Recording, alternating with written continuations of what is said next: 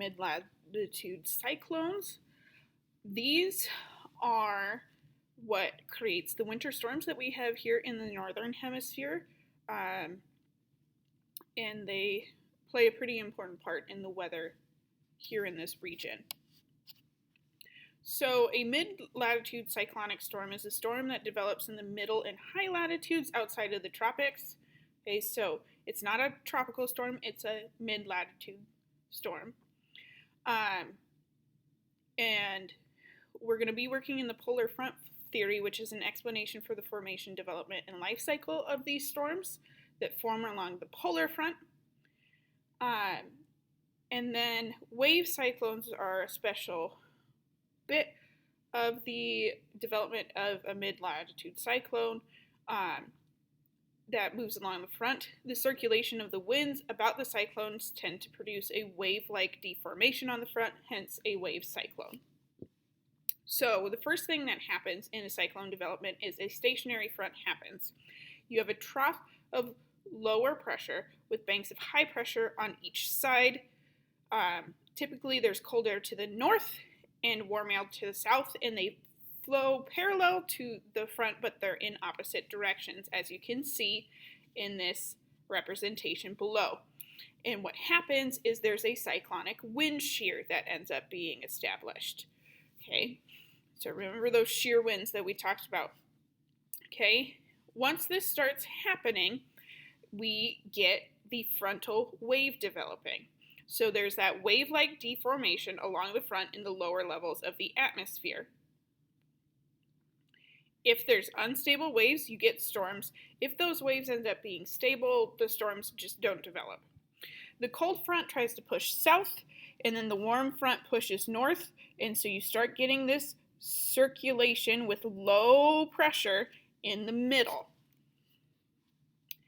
Then there's going to be a narrow band of precipitation, so it might be rain, it might be snow, it might be wintry mix.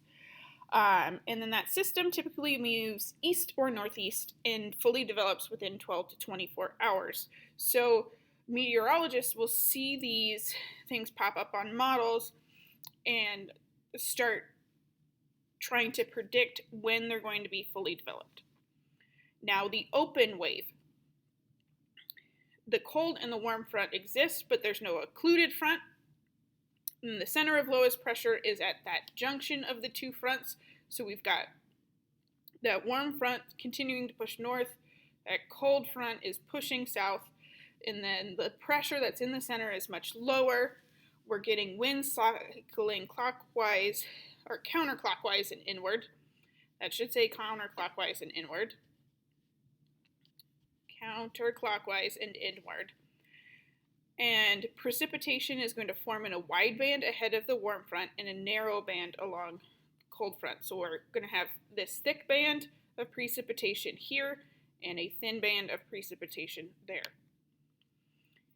The energy that we get in this open wave is from the transportation of potential energy to kinetic energy in those convection currents. So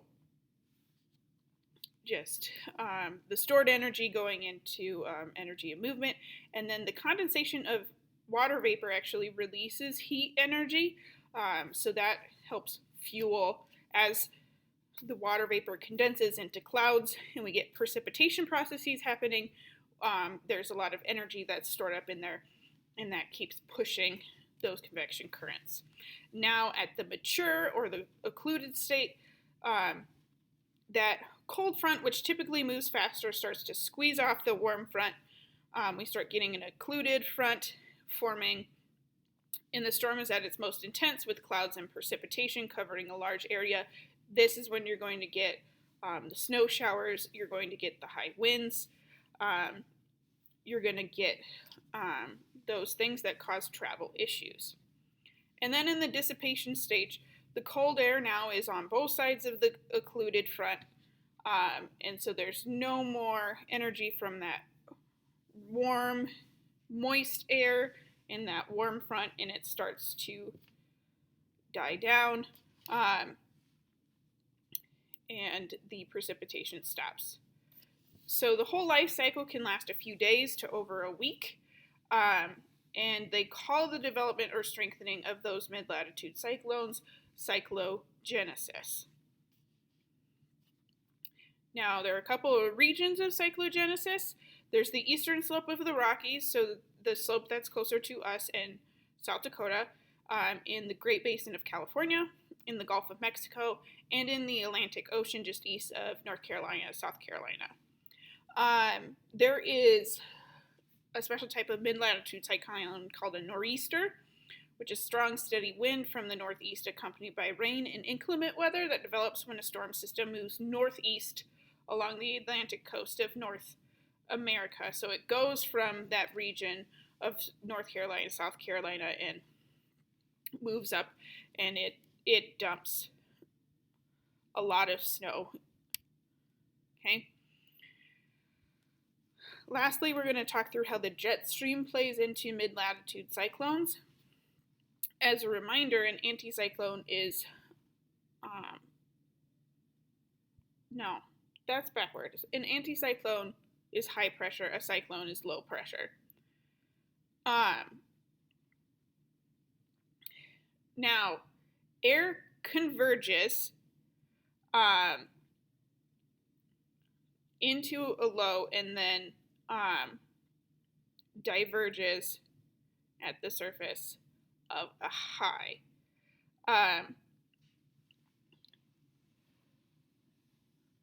Okay. For a surface low to develop into a major storm system, you need some upper level divergence. And it has to be greater than the surface convergence of the air to keep that fueled. You need to keep those rising convection currents, as I discussed before. And then for a surface high to strengthen, that upper level convergence has to be greater than the surface divergence of the air. Okay, the jet stream actually helps strengthen mid-latitude cyclones because it removes air from above the surface cyclones and it actually provides air to those anticyclones. And this is why we get more mid-latitude cyclones in the winter, because the jet stream is farther south. And so that helps supply, remove air from them, and keeps those lows, those cyclones happening.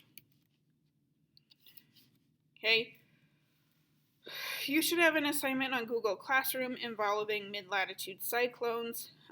And your final project for this unit is all about researching a historic mid-latitude cyclone and writing a report on it.